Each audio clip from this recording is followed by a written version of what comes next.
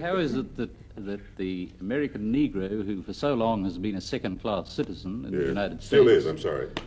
Well, how is it that he's contributed so much to American culture? Well... Music, dance, everything you can think of. Well, I had to be very modest about that.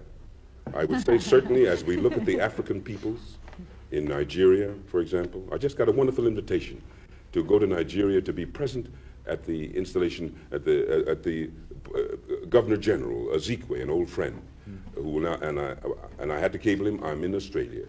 I certainly would like to be with you, but I'm out here with some good folks. But I'll get to Nigeria later. Mr. Robson, do you feel that Africa is to some extent an affinity for it, a home, or do you still feel America is essentially your home? How do you feel? Well, let me come. Yeah, I'll come to that in just a second. But to come back to it, so I would say the Africans and the American Negroes have turned out to be an extraordinarily gifted people. The great tragedy is that by not making us full-class citizens as yet in America, they may be losing, I don't know how much yet.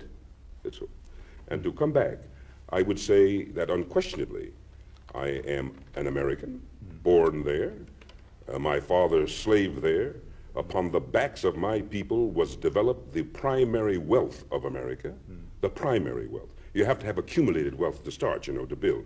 You did it another way here in Australia. You had to build your accumulated wealth too. You just came and took it, you know what I mean? And that's what they did in most of the countries. That's what you Europeans did. You just took it. We got to catch up with you a little bit. And so in America. So there's a lot of America that belongs to me yet, you understand? But just like a Scottish American is proud of being from Scotland, I'm proud for being African. Now in our school books, they tried to tell me that all Africans were savages, till I got to London and found most of the Africans I knew were going to Oxford and Cambridge and doing very well, and learned their culture.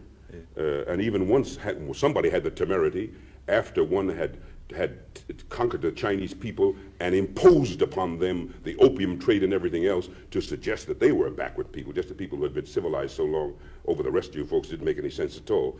So somewhere it was wonderful to find about the colored peoples of the world that they were very advanced. So I would say today that I'm an American who is infinitely prouder to be of African descent, no question about it.